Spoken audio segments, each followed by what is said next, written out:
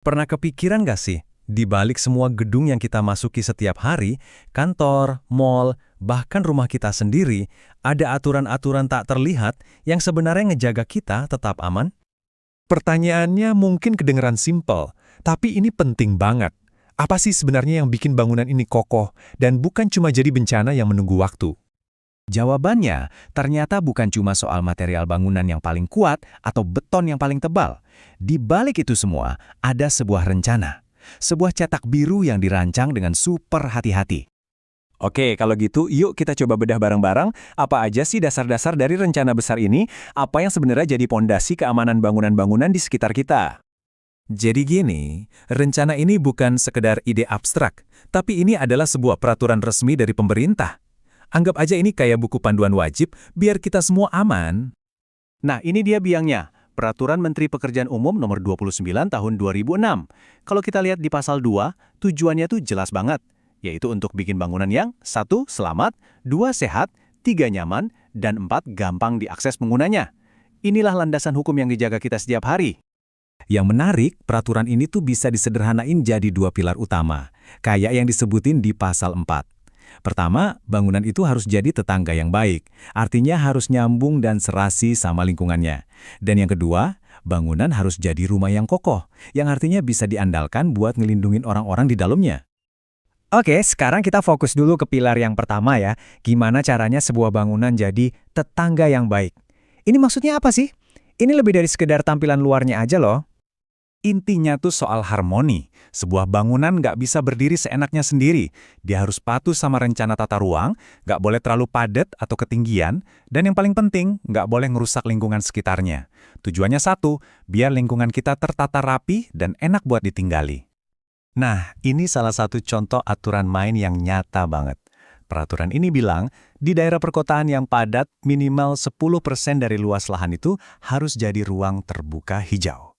Jadi angka ini bukan cuma angka biasa ya, ini adalah komitmen buat jaga keseimbangan alam di tengah hutan beton. Oke, selain jadi tetangga yang baik buat lingkungannya, sebuah bangunan juga wajib jadi pelindung buat orang-orang di dalamnya kan? Nah, sekarang kita pindah ke pilar kedua, yaitu gimana caranya bangunan jadi rumah yang kokoh. Ternyata ada 4 kunci utamanya. 4 kunci ini adalah keselamatan, kesehatan, kenyamanan, dan kemudahan atau aksesibilitas. Masing-masing ini kayak lapisan perlindungan gitu. Yuk kita lihat satu-satu. Kunci pertama, dan ini yang paling krusial, adalah keselamatan. Ini mencakup semuanya. Mulai dari struktur yang kuat nahan gempa, sistem proteksi kebakaran yang benar-benar berfungsi, sampai instalasi listrik yang aman dan gak korslet. Ini pertahanan paling depan kita. Kunci kedua, kesehatan. Gedung itu harusnya mendukung kehidupan, bukan malah bikin kita sakit. Artinya harus ada sirkulasi udara yang lancar, pencahayaan yang cukup biar mata kita nyaman, dan pastinya akses ke air bersih dan sanitasi yang layak. Ini standar dasar banget. Selanjutnya, kenyamanan. Pernah nggak sih ada di ruangan yang berisik banget atau lantainya getar terus? Nah, peraturan ini ada untuk mencegah hal-hal kayak gitu. Tujuannya adalah menciptakan ruang yang tenang di mana kita bisa kerja atau istirahat tanpa gangguan.